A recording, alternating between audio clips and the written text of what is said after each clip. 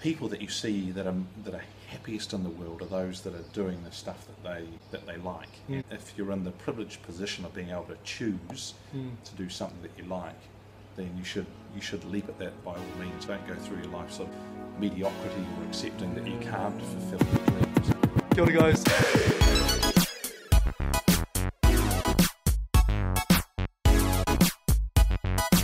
I've got Johnathan Holden, the owner of Holden Motors. No, I'm just kidding. No. The CEO of Newground Capital. We've been having this really interesting conversation around scaling social enterprises and finding investment. And so I'm going to flip the question to Johnathan. 3 questions. So the first one is, what gets you out of bed in the morning and what drives you to do what you do? Making a difference to New Zealand, really. I think Newground Capital, the business that I work in, we're an investment company, but all our investments have some sort of positive impact. So I think that's what really drives me. That, but I also like dealing with numbers and the commercial element of making good investments. I mean that from both an impact point of view and a financial point of view. In the start of our conversation, you said that you moved on as a banker from Westpac to do venture, to do Newground Capital. What made you come to that decision? So I spent around about 15 odd years in the pure banking financial world. I just reached the realization that while it was technically quite interesting, from the point of view of fulfillment for me, it was becoming less fulfilling. And leaping out into your own business where you determine what your strategy is and you have that ability to change tack, to do things that interest you, to do things that align with your values. That was probably the reason I escaped from the bank. Awesome, the banking bro. sector. My arm's getting a bit sore, so what I'm going to do is I'm going to put this on there. Okay, how are we going? What is one insight that you maybe come across from your experience, that you've read, that has really landed on you and has helped you reshape the way you see the world and you engage the world with the world? Yeah.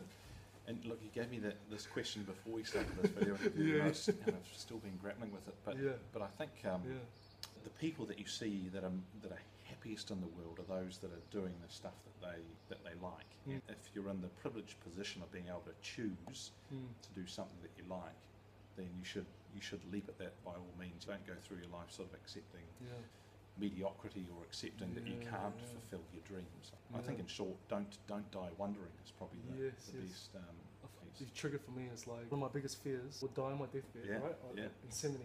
And I regret, why didn't I do this? Why didn't I do that? That really resonates with me. And the best funerals you go to are the ones of people who didn't die wondering. They had a great life. They did everything they wanted. And it's not a sad funeral. It's a happy funeral because they had a happy life. Oh, that's massive, man. I didn't ask you this question before, but I'm going to ask you now. But what is that for you? So I'm sort of partway on this journey. Fulfillment for me in that professional sense is seeing us manage to attract lots of capital to the areas of the New Zealand economy where they're not currently getting to and making a difference to people's lives. And on a personal level, I've got kids, mentor them and fulfill their potential in whatever they choose to do. That's great. Last question we were talking before is, what is one advice from your experience you would give for other entrepreneurs and social entrepreneurs and innovators trying to scale their impact?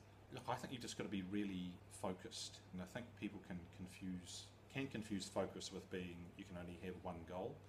I think you've got to be focused in terms of you've got to be clear on what you're trying to do, and that might be, I think in the impact social enterprise space, you're generally looking at multiple focuses. I'm trying to make sure the business is sustainable from a financial perspective, so we can keep on doing what we're doing, because if it's not financially sustainable, your lifespan's limited.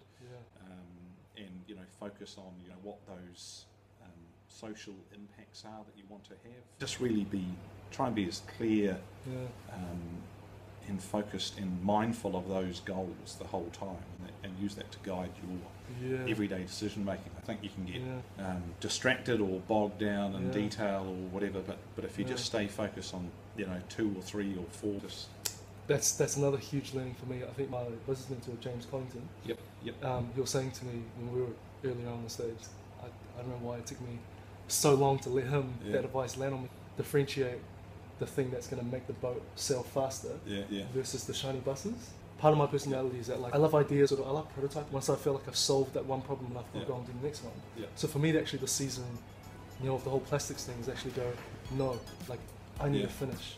Yeah. Like I need to walk. I need to put a time frame and give this my best shot. Yeah, yeah. And if whether it's a big success or it's a massive failure, I can walk away going, you know what, I've given it my best, and I can get it. So obviously, I'm going to do everything that I can so that doesn't happen. I do like the does it make the boat go faster? Yeah, I can't take credit for that. So. No, was it Team New Zealand or something? Yeah, wasn't it? That everything they did, you know, they didn't make the boat go faster. Yeah. They just, stopped it. Which is back to that focus question, right? So the focus is on, does it make the boat go faster? If not, then don't waste time on it. I know that was a hard lesson for me to learn.